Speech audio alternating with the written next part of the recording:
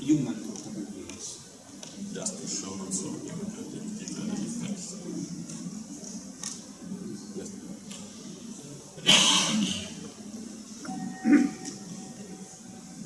Okay, so VEGF, we try to inhibit that because it can, it's increasing angiogenesis, right? So would this affect angiogenesis if you're raising the VEGF? This is maybe I can comment on this point because this is very new knowledge. VEGF, exactly like GcMAF, it has been termed such things because its first effects were on angiogenesis. However, in the brain, it is expressed in areas where there is no angiogenesis going on. And VEGF, it is regarded as a neurotrophic factor in the brain. This is extremely new knowledge. The paper was published, I think, in June or July 2013. So most people thought until then that VEGF was associated only with angiogenesis. Now we know that, so you see, this was published in 2013. Only now we know that VEGF also has other functions, and in the brain it works as a neuroprotective agent or neuroregenerative agent. So that's why we think that the increase of expression of the VEGF gene in the brain or in the neurons has nothing to do with angiogenesis, but it has a lot to do with the neuroprotective effect of GcMAF. This is completely new knowledge that until a few months ago none of us knew. Okay, I don't. Actually, I didn't want to perform this experiment because I didn't know what the results would have been, but they've been truly exciting. Can I ask a slightly off-topic question? We have a practitioner here who has observed a degradation in the VDR and wonders if that would affect the efficacy of GcMAF altogether. May I ask, how did you observe the degradation of the VDR and what do you mean with the type of degradation?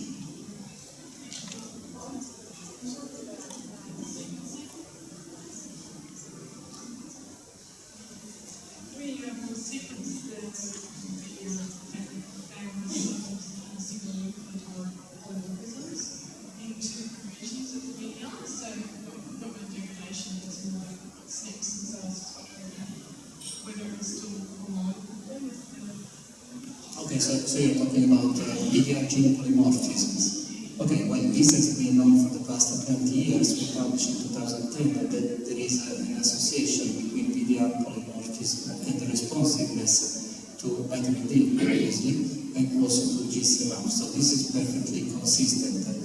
That's why I asked about degradation. I think that if you have degraded VDR, you are simply dead by a long time because you cannot live with a degraded VDR. If you have a polymorphic VDR, this means that your individual responsiveness to vitamin D first and to GcMAF secondly is affected. This simply might mean, if we are talking about treatment, that you may take a higher dose, you may need a higher dose or a longer treatment, just as with vitamin D. So polymorphism of the VDR are very well known to be associated with a variety of conditions, from breast cancer to osteoporosis to rickets to all possible diseases. This simply means that these are polymorphisms, are not mutations. Mutations are pathologic, polymorphisms are physiologic. So this simply means that you might need a more cod liver oil or GcMAF if you have such an unfavorable polymorphism, unfavorable but still physiological. Okay, is that all the questions? Thank you very much.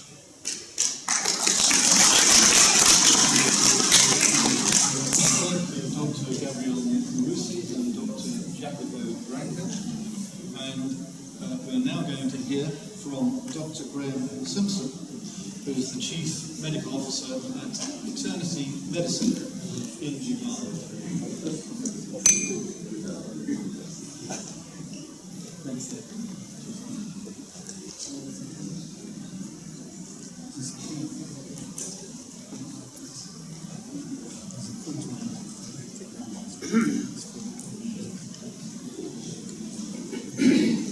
Good morning. First of all, thanks to the organizers and David, and particularly to Marco for two fantastic presentations, really groundbreaking kind of work. What I'd like to do this morning quickly is to go through what I believe is the global epidemic, really pandemic of the 21st century, which is cardiometabolic disease. And I'm going to go through this, and 78% of healthcare expenditures, certainly in the US, is because of chronic disease. And we really are not adequately trained to deal with this. Acute care, fine, chronic disease, very difficult. Obviously, as we can see from the conference, it's a chronic disease is a complex interaction of multiple organ systems. And obviously, the vitamin D axis is central to this whole process. The disease obviously has a functional impairment initially, and then ultimately, if left untreated, becomes a disease entity, which we usually are good at naming.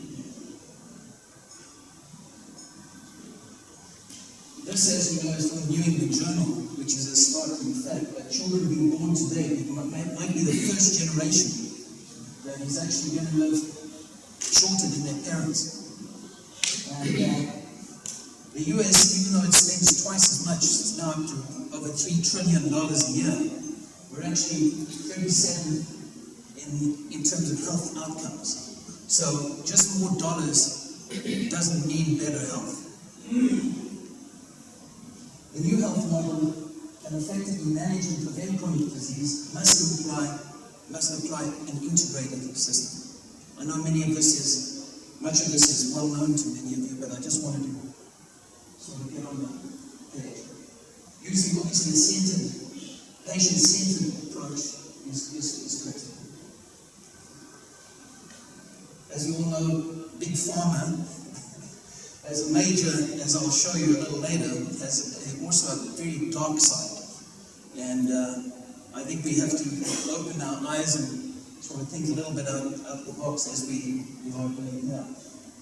Obesity, 74% of the US is overweight. 5 of the fattest countries in the world are right here in the Middle East.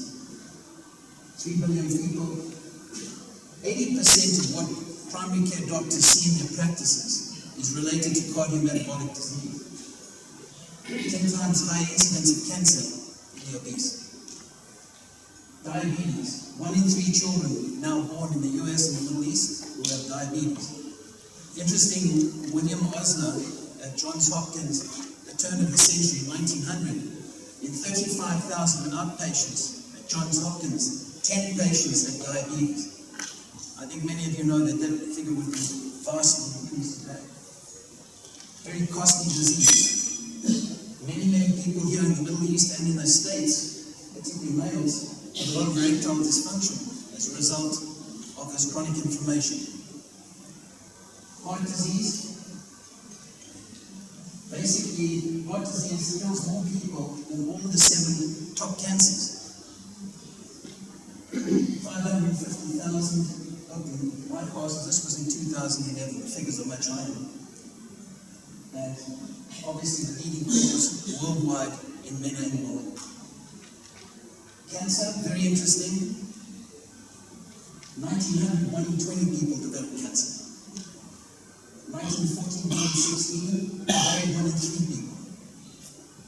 Now, the 2 factors I believe have changed most is diet and increasing environmental pollution. These are the 2, I believe, major issues resulting in cardiometabolic disease. Now, you've all heard to the last day or 2 here, most of these things, like, for instance, cancer, malignancies, cardiac disease, cognitive decline is now called type 3 diabetes, because the same thing that affects the heart affects the brain. And I suspect many of these issues are what you deal with every day in your practices. So I'd like to just focus a little bit on cancer as a metabolic disease and talk a little bit, which is what we really do, is cardiometabolic disease, as focused on the cardiovascular disease, which is eminently reversible.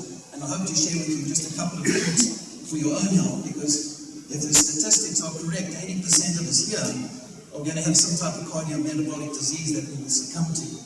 So it's a good place to start with ourselves. Thomas Seifert and Dr. Fiorentino have really helped inform us a lot about cancer as really being a primary metabolic disease. The mitochondria, and I was delighted to hear the previous talk, because you can see that a lot of the action happens in the mitochondria, both for heart disease and cancer and many other diseases. And Dr. Seifert believes that respiratory insufficiency is really what is the major cause of cardiometabolic disease, particularly cancer. Yes. Really, very little progress has been made. The number of people dying each year, each day, has changed little in 40 years. I think a lot of the cancer therapies are in the same group as statin therapies, and I'm going to say something about statins because I think some of the new recommendations, they'd like to put statin in our drinking water if given a chance.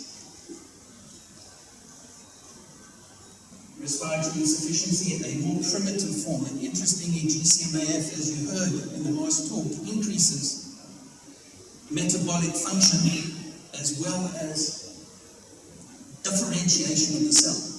Cancer is a de-differentiation into a more primitive form, which goes and does fermentation, which should not happen in the body.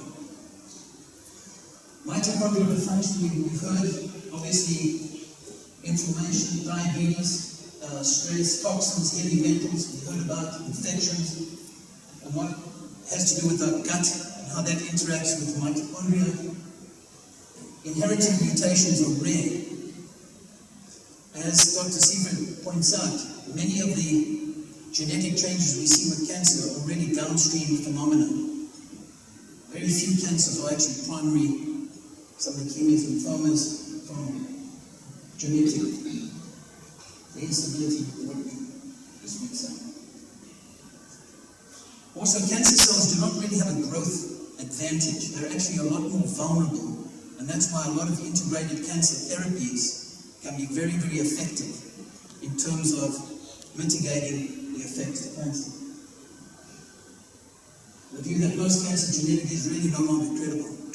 Anyway, what I'd like to do, this was Otto Warburg, as you know, sugar is the main nutrient for cancer, and I believe sugar is the main nutrient that is responsible for cardiac disease. It has little cholesterol, has little or nothing to do with heart disease. So, very important to protect our mitochondria.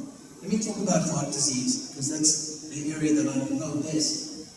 It's really a foodborne epidemic, and primarily sugar-related. I'm going to try and point this out to you in the next few slides.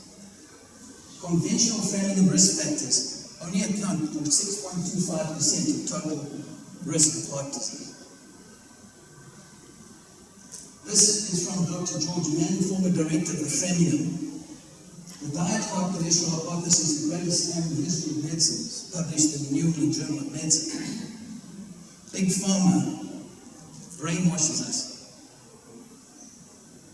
There's no connection. This is, by the way, the father, Ansel Keys. I'm embarrassed to say he was a South African like myself, but he's the father, as you probably know, as the diet cholesterol hypothesis.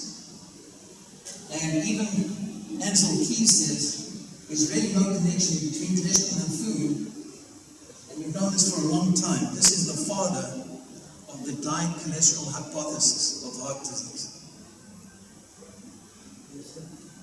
Here's a Japanese study, Clinical Journal of Nutrition. 54,000 men and women looking at who consumed the most and least saturated fat. No difference. In fact, those who consume the most saturated fat have a lot lower risk of stroke. Here's a study, 250 researchers in 28 medical centers. Cholesterol consumption was cut by 42%, saturated fat 28, no effect on heart disease. You don't read this in your usual medical journals because you're getting fed. by the pharmaceutical industry. Analysis of this study, Eurostroke, no association of total cholesterol and stroke.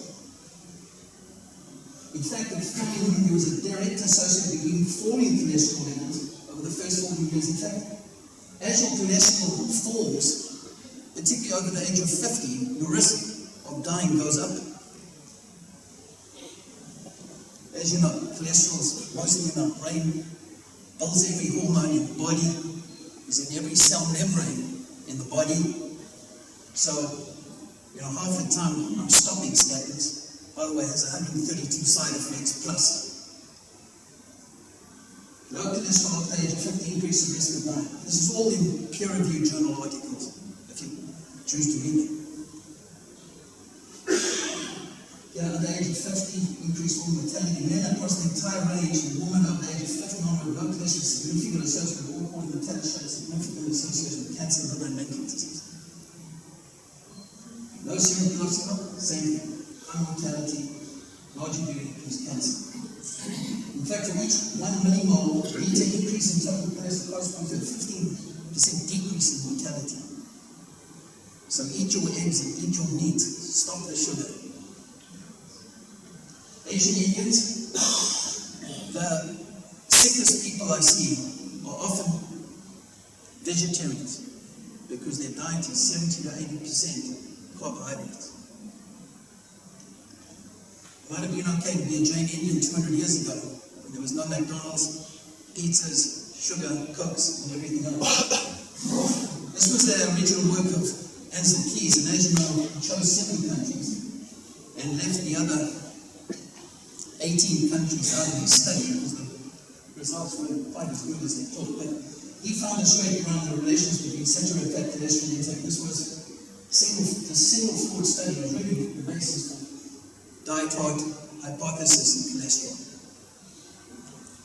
Countries with the lowest saturated fat, you can see the risk of heart disease, death rate of 100,000 per year, very high compared to. These are the countries, France, well known, the French paradox. Highest consumption of fat, lowest risk of heart disease. No association. Our findings do not support our positive heart cholesterol is no important risk factors. This is data from, again, more of the same, but I think you get the point. This was a good group of Italians that loved to eat lots of fat, big 1-inch thick runs of fat, had a very low risk of heart disease. Fat is not the problem. Hypoglycemia might be the key and familiar. Obviously, these people should probably understand. I'm not saying no one does, but the large majority of people don't. As you know, US government researcher discovered red yeast in China, never statin, never called first statin in 87. Here are some facts. Statins do not reduce the overall risk of mortality in women. Number 2, statins don't reduce the overall mortality in men without heart disease. There's a small group, statins do reduce slightly a second heart attack in men who've had a previous, middle-aged men who've had a previous heart attack. In primary prevention, statins is very low. Therefore, statins really should be used, I think, cautiously. In fact, in primary prevention, it actually increased heart disease. Data from 11 studies, these are the biggest studies, 244,000 person years. No evidence of statin in helping with primary prevention. Anyway, these are all the side effects you probably well know. Many. So, what do we need to look at? We need to look at some of these inflammatory markers. A very good marker is a triglyceride-HDL ratio. If you're above 3, you have pre-diabetes. This is what we should be looking at. Fasting insulin, hemoglobin A1C. These are the ideals. Insulin should be 5, ideally I tried this one HDL. By the way, body fat is very interesting. We see literally hundreds of people, and body fat is a fantastic biomarker for the general metabolic function of the body. Males should be less than 20%, and females less than 28% body fat. BMIs are not terribly high. Waist height measurements is probably the best anthropomorphic measurement. But look at the triglyceride HDL.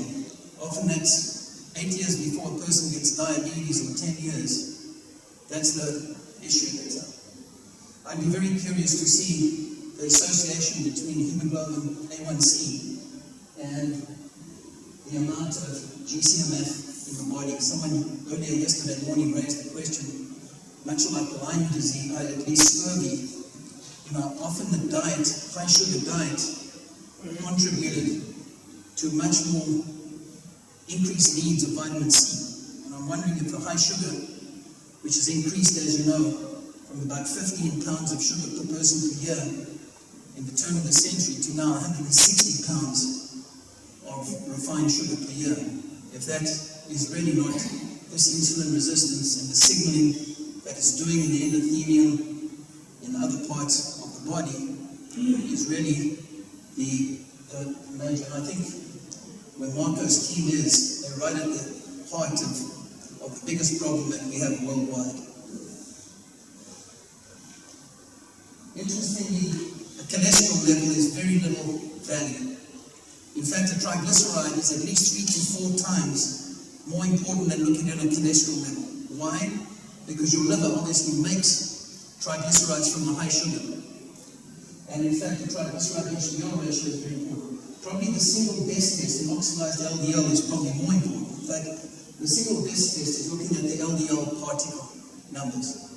It's unfortunately not available here in the Middle East yet, but in States and other places, that's the one. It's the cause, it's the lipoprotein particles which are really determining a lot of the problems we see, not the passengers. So it's the carrier of the lipoprotein that's important.